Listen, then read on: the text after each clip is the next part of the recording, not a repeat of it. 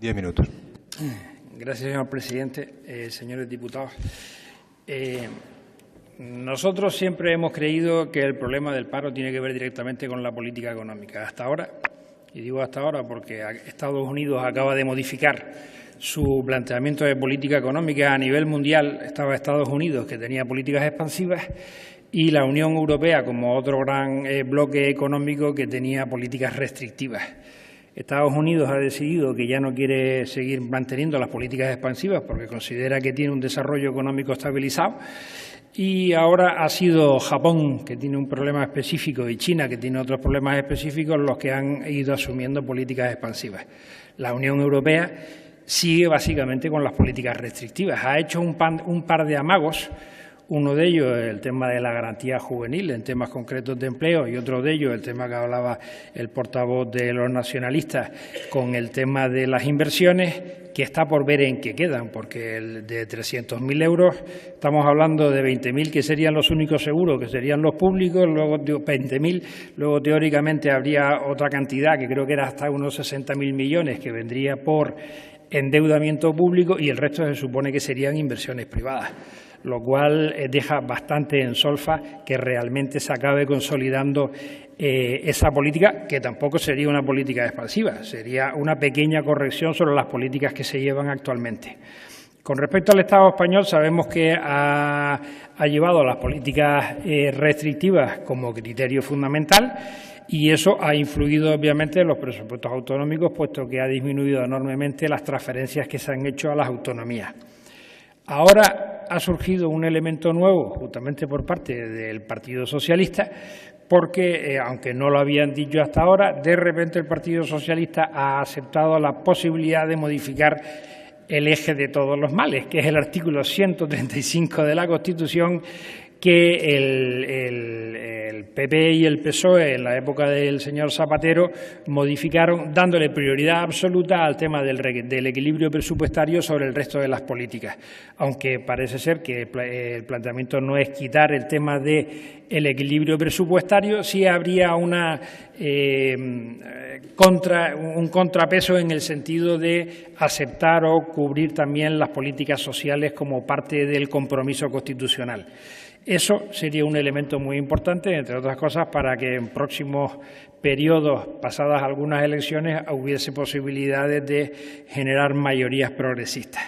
Elemento también fundamental sería el tema de la reforma laboral. En el tema de la reforma laboral hay que valorar dos elementos. Uno, que parece ser que sí es cierto que ha conseguido que no sea necesario que se llegase a un 2 puntos y medio de crecimiento del PIB para empezar a generar empleo.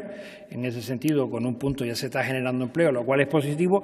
Lo negativo es que lo ha hecho en unas condiciones draconianas, sobre todo para los trabajadores, tanto en lo que respecta a los temas salariales como lo que respecta en los temas de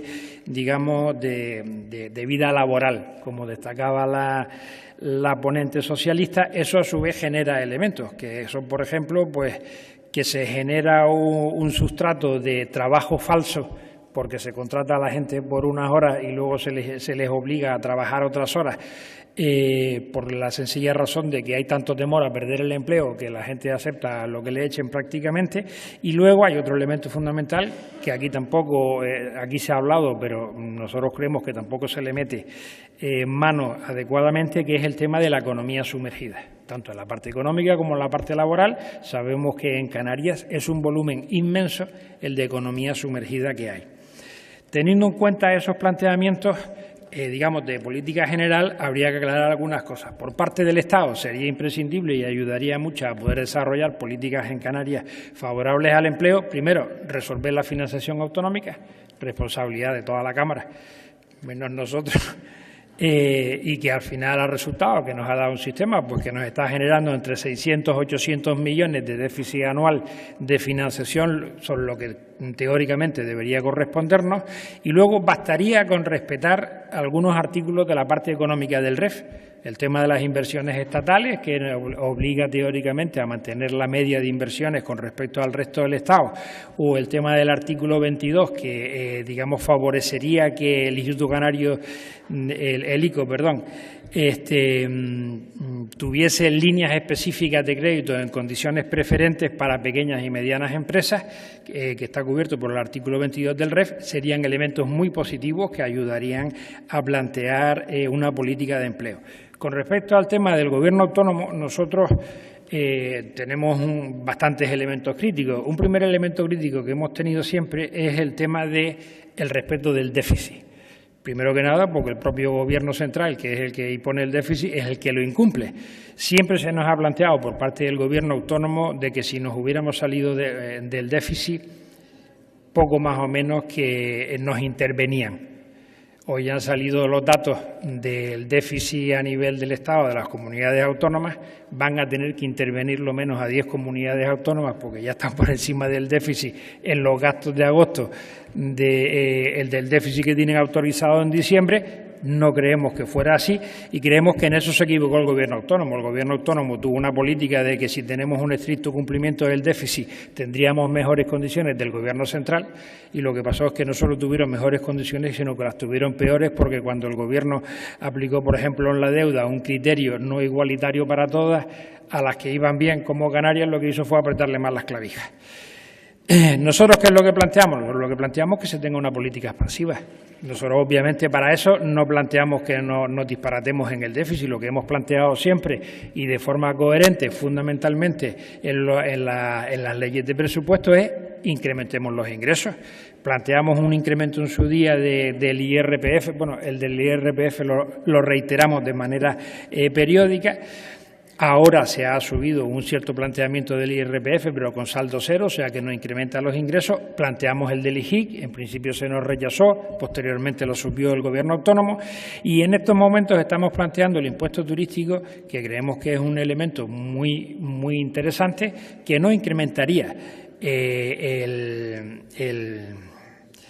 el nivel de imposición turística dentro de Canarias, porque es un impuesto que pagan los turistas que vienen y no lo pagarían los nacionales.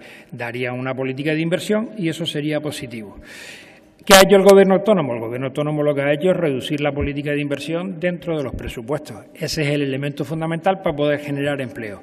Con respecto al tema de la política llevada por la consejera, nosotros consideramos que ha habido dos periodos con respecto a la Consejería de Empleo. En los años 2011 y 2012, que hubo unos 300 millones de presupuestos, parecía que el Gobierno canario quería utilizar la Consejería de Empleo con bastante potencial para intentar mejorar las políticas de empleo, y creemos que después, debido a darle prioridad al tema de los ajustes, pues de estar alrededor de 300 millones pasaron a 150, que actualmente son unos 180.